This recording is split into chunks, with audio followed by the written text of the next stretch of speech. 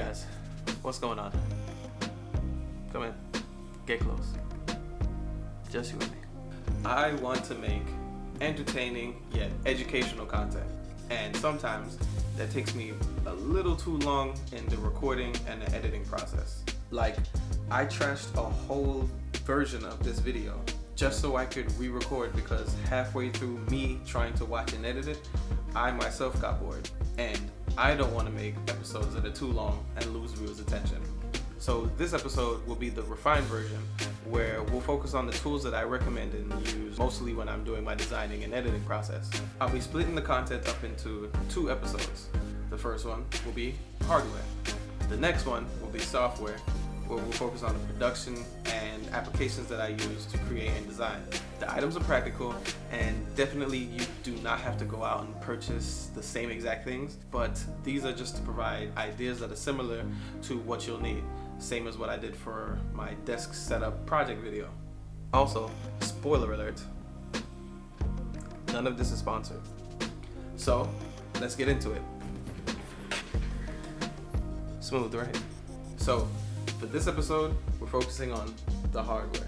What you'll need to begin creating designs, and supplementary if you want to record them and even post them here on YouTube, kind of spanning a large range of tools. So, beginning with one of the most important things, your device.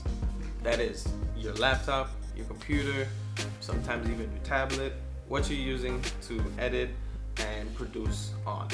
Now, kind of like I guess we can say desk setup tour, we'll look at what I currently have set up and go over the tools that I use strictly for designing, production, and also, as I said, the editing portion of the YouTube channel. Let's do another cool transition and switch camera angles again. So with design, you're always gonna need a good production device. For me, I have a Lenovo ThinkPad Extreme Gen 2. This device I just recently got. You may have not seen in previous videos, I showed earlier that I had HP 360. It was good for what it was, but now I needed to upgrade so I could produce channel content. The ThinkPad has 512 solid state drive, 16 gigs of RAM, so that really helps when I'm using my production apps. Now, onto the input. Make sure you have a responsive mouse, a very ergonomic keyboard, and if you need an additional tool, I suggest any Wacom tablets. These tablets come with a digital wireless pen, so it's easier for you to use any of the designing apps and get a lot closer and more precise when editing and designing. Always have an idea hub. For me, I carry around at least one of my field notes and at the same time my phone, and I'm able to use the 2 of them so I can write down my ideas, and especially when it comes to the phone, sync them with a cloud application, which we'll talk more in the software side. So, storage. I have at least 3 types of external storage away from the 512 that comes inside this Lenovo ThinkPad. The main one that's currently hooked up is the Western Digital 2 terabyte, along with a 1 terabyte Toshiba hard drive. Both of these are hard disks, so I should actually get a SSD soon and invest in one of those. If you want quicker speeds and more reliable hardware, it's probably best to go with an SSD so you don't have to worry about the hard disks inside these externals failing. So, away from the storage and more onto more optional items, I purchased this 27-inch monitor, as you may have seen in a desk setup project, because it's so much more easier when I get home. I can easily take out my laptop, dock it here on the stand, and visibly see everything that I need on the 27-inch that probably was a little bit too small on the 15-inch. All of that is sitting on this IKEA desk, which was so much better and more ergonomic than the desk that I had prior. So for recording, you'll still need to consider recording items as hardware such as phones and cameras, and also audio input devices. One of the main things you can use for recording is your phone.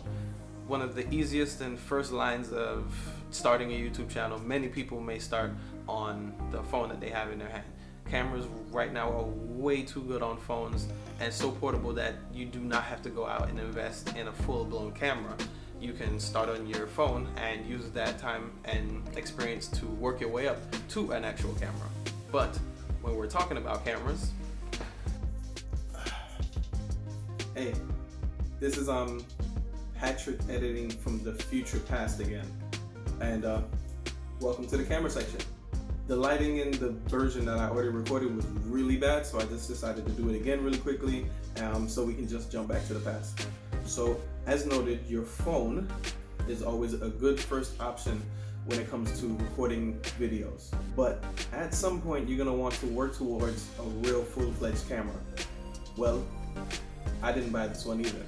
I just borrowed a DSLR camera from the amazing Crystal Camera, which is actually a Canon Rebel 70i.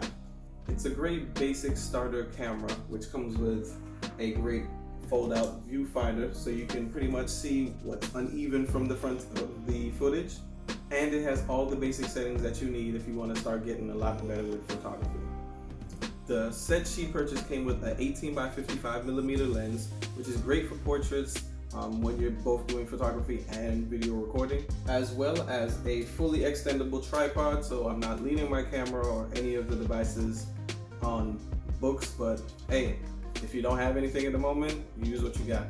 There are a few additional lenses that I really haven't gotten any time to use, since my main focus has been using the 18mm lens, but hopefully as I progress in photography, I get to understand these two a little better. All right, that's enough of this. Let's join Password. Now, lastly, when I'm already talking about audio and the camera stuff, we mentioned the blue snowball microphone that I've used for a few of the voiceovers that you've seen on previous videos. Majority of the videos have a little bit of voiceover. That's a USB mic that I use with a couple of additional software pieces to allow it to put through and sound a lot better than it does in this open room. Now, when it comes to the audio that's coming through the camera, I have this Rode Micro,